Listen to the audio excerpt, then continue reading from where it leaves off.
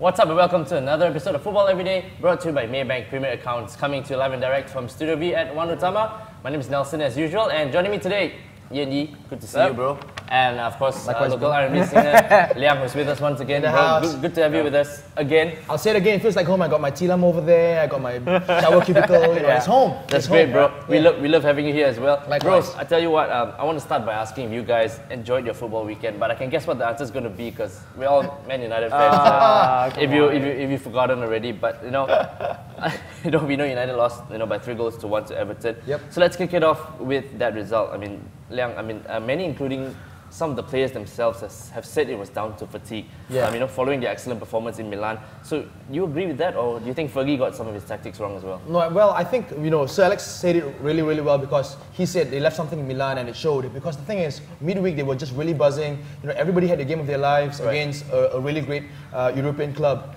and then you come on the weekend and you realize, hey, am I watching Man United? It's the same shirt, but not quite the same place. So you kind of wonder. And yeah, I think there's some truth in the fact that they kind of left something in Milan. Yeah. Ian, you agree with that? I think it was down to just one thing. I think the defense.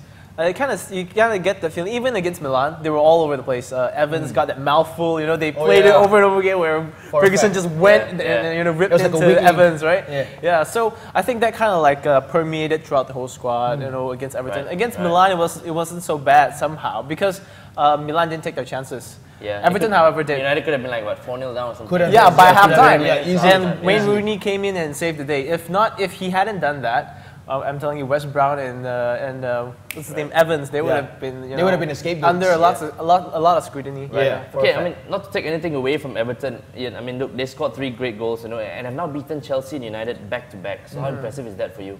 Yeah, that is pretty good, right? I think the great thing about Everton right now is that previously for the last 2 seasons, it's all about just coping with injuries. Yeah. And the thing I was really interested to see is that once these injuries are gone, can they still come back and play football? Where they have all their best players together. Are they still going to go and attack? Because before that, it was always about damage limitation. He's always talking about, I don't have the players. Let's see what result we can get. Yeah. But now they got to play beautiful football, and they're doing it. So that's great. Exactly. That's really good. Okay, still on United though. At least they kind of bounced back from from that defeat by beating West Ham at Old Trafford just this morning by 3-0 with Rooney scoring twice, plus 1 from Michael Owen.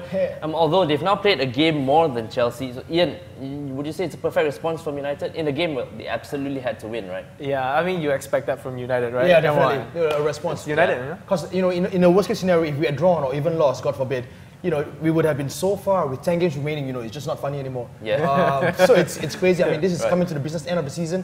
So this is where the crunch is. You got to really get all 3 points as much as you can. Right. Okay. Following United's blip at Everton last weekend, leaders Chelsea, we know, took full advantage of that by edging Wolves 2-0. Liang, we know the goals were all about Didier Drogba's quality, but would you say the title is now Chelsea's to lose? I'd say so because it swung to Chelsea's way. We've only got 10 games left. They're showing a lot of quality right now. They're just going past everyone, getting really efficient results. And Drogba's leading the way, like the front men should. They've got a lot of quality, great manager, great squad. They've got a little bit of an off-pitch problem every now and then. John Terry and Ashley Cole. But I'd say, if you ask me, the momentum's with Chelsea. Right. Ian, and over at the Emirates and moving on from Chelsea, third place Arsenal had to dig deep to see off Sunderland by 2-0. As you said last week, it was as we said last week, it was kind of a close game. We expected a close game with both sides kind of failing to put away their chances. But bro, was it a fair result? You think? Yeah, I guess. Sorry, actually, I didn't watch the match. We said that Arsene Wenger's got to expect Arsenal to beat teams like Sunderland at home, right? Whether it's a goal or 2-0. Bro, for me, I think actually Bentner is a very welcome return. It's because all this while Bentner has always been the scapegoat. He's not good enough. But right now, what they need is a target man, and that's what he is. So he's doing his job. Funny you mentioned Bentner because I was going to bring him up because look, I watched the game and I don't think Bentner is kind of up there with gives you that kind of top quality that you need compared to players like Van Persie, Van Nistelrooy, even Adebayo as well. He didn't show that kind of. Well, given the kind of injury crisis that they're in, if given a choice between Bentner and Eduardo, I'd go with Bentner anytime. Because Eduardo's still kind of feeling a little bit of, exactly. What if, he's just coming from a long injury, not quite the player that he once was. So given these 2 options, I'd say Bentner's the lesser of 2 evils. All right, great stuff, guys. But it is time for our first break here on Football Everyday, brought to you by Maybank Premiere Accounts. But we'll be right back before you know it after these messages with more football chat and banter, so do stay tuned.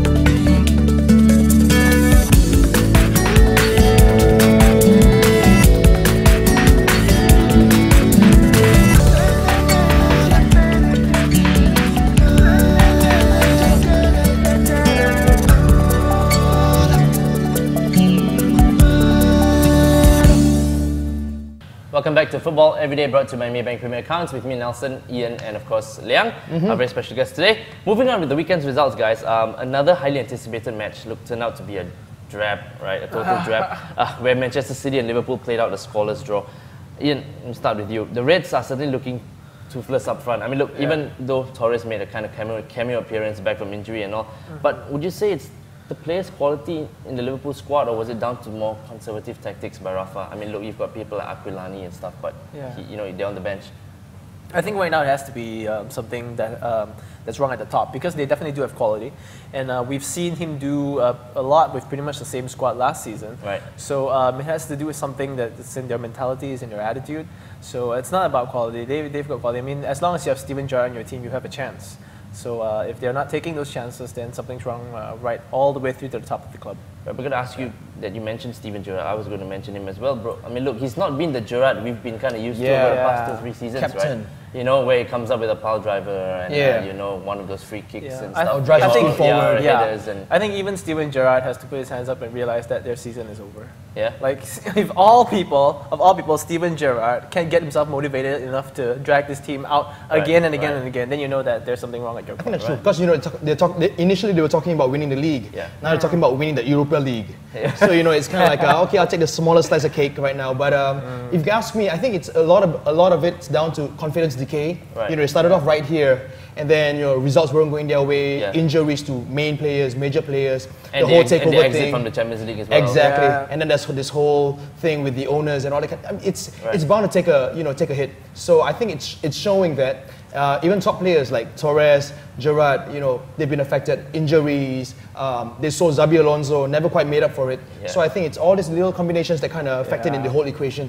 All right. Yeah, got to agree with you there. But bro, and what of City, man? I mean, look, they're certainly missing Tevez. I think, you know, while Adebayor's early season form has definitely dipped, right?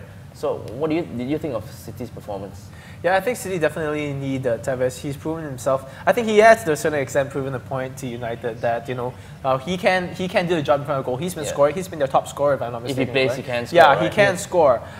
Somehow, when he was in United, I mean, personally, I felt that maybe 25 million isn't worth it for a striker who doesn't score that many goals. Just a runner. Yeah, but he's doing pretty well for himself, and I think he's becoming their main player right now. All right. Okay, and very quickly, you know, at the other end of the table, the wrong end of the table, I'll tell you what, Portsmouth went down at home to Stoke City by 2-1. So, Liang Ian, I mean, you think that's more or less guaranteed? I don't know. I mean, Portsmouth's going down in more than one sense of the word, because you know by next week, Portsmouth, who? Yeah. You know, they could cease to exist. Yeah. But I don't know. It's a really sad state of affairs right now at the club. You know, they're talking about extending the transfer window to sell more players to try and raise more cash.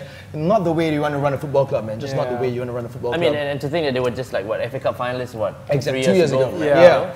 Haven't read that magic, right? Exactly. The same thing happened to Leeds. It's kind of unfolding right now at Portsmouth. I'm not sure. It's kind of like a sad state of affairs right now. All right. So I guess they're going down then. But so let's get into our email of the week right now, which comes from Robert, who's an Everton fan. How coincidental, bro. He believes that David Moyes is doing a great job with the club, having been at the helm for about 8 years now, and more clubs should use Man United and now possibly Everton as an example, you know, to give managers a decent amount of time to build the club, you know. I mean, either that or higher Scottish. I mean, I agree. I like you guys and all that. Yeah. So would you guys agree in general with Robert? Definitely, yeah. I mean, if you just take a look at the two most successful Premier League sides, Arsenal and United. Right. They've had the most longest serving managers as well. Definitely. So that's all you need to know, I think. Yeah. Really. because you're given time to mold the squad, you're given time to bait people in, you're given time to put down your principles, your footballing principles into a club and really see it through. That's right. From grassroots all the way down to the first team. So I think it's given time, you can't see much further than Man United and Arsenal, and the fruits are there to show. And another thing is, if you imagine if Mourinho had stayed in Chelsea. Exactly. If you can only imagine he stayed for up until now, he'd be winning so much more. That's all you need to know. It's a textbook what-if situation. Great stuff, guys. Well, Robert, thanks a lot for the great email and for your efforts. You picked up a nice prize courtesy of Adidas. And if you're a Maybank account holder as well, you'll also take home a Maybank pack consisting of a Maybank bag and an Adidas Premium. If you'd like to write to us just like Robert did, do drop us a line at football@thestar.com.my. It is time for our second break here on the show, so we'll see you real soon after these messages for more football chat and banter here on Football Everyday, brought to you by Maybank Premiere Accounts.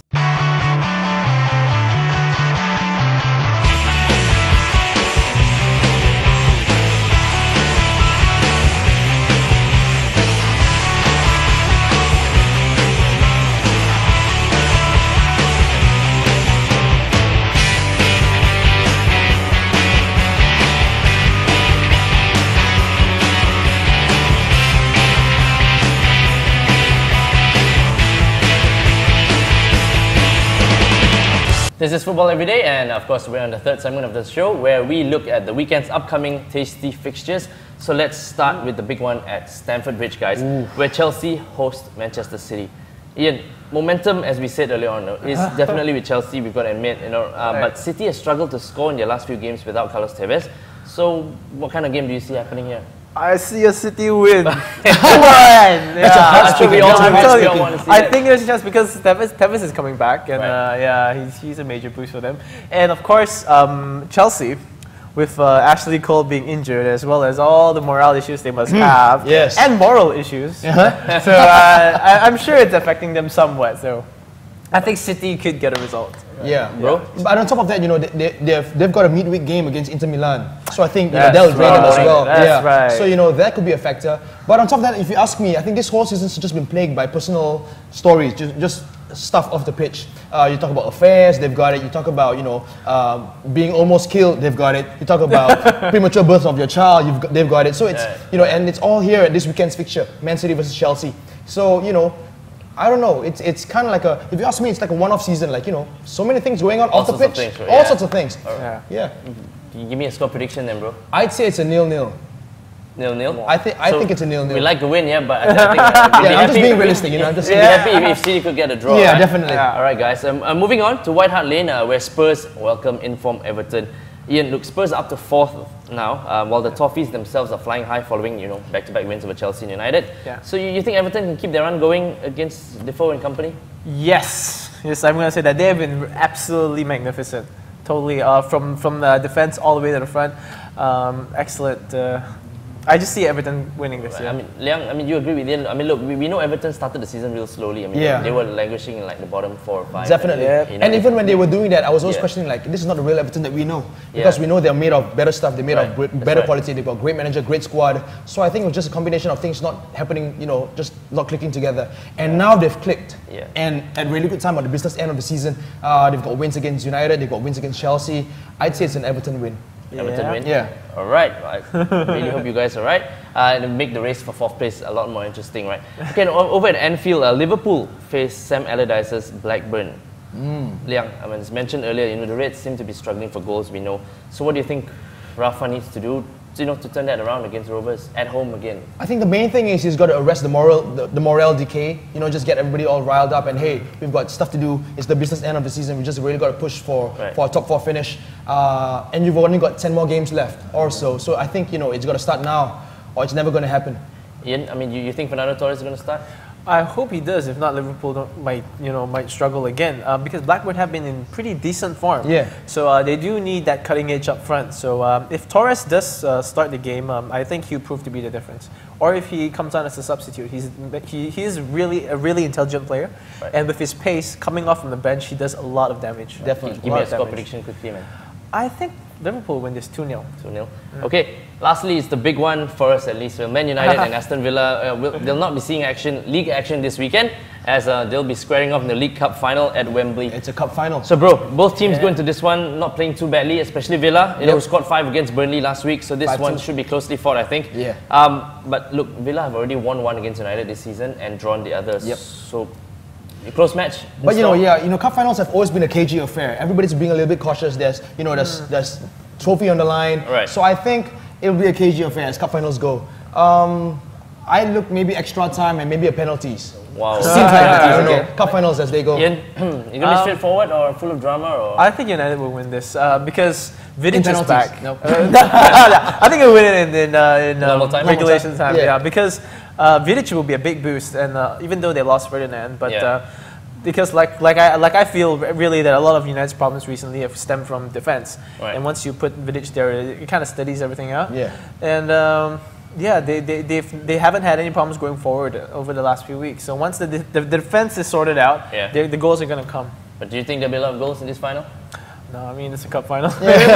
Maybe 2-1, 2-0, something like that. Great stuff, guys. So just before we leave, as usual, today's Football Everyday fun fact is on the Everton man whom Cristiano Ronaldo himself has tipped to be a star in the World Cup, Steven Pienaar. Guys, did you know that Pienaar's nickname is the Mighty Peanut?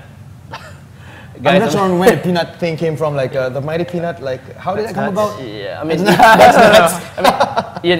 the guy may be small, but he certainly is Everton's star man now, especially, that Arteta has been absent, right? Yeah, he's been excellent. Very good quality. He's very comfortable on the ball, and he makes a lot of very clever runs. He seems to be doing everything right at the moment. He never stops working as well. Brilliant 2 feet, he's got vision, he's got creativity in terms of passes. Right. So I think, he's a good guy. One to look out for at the World Cup. Alright guys, great stuff. Pleasure having you as always. Likewise. Good to see you again. Likewise. I hope we'll see you soon. Right. Excellent. We'll see you next week, I hope. Well, that's about all the time we have on today's edition of Football Everyday, brought to you by Maybank Premiere Accounts. So thanks for watching. Until we see you next week, do enjoy football and happy Chinese New Year again, and we'll see you soon. Ciao.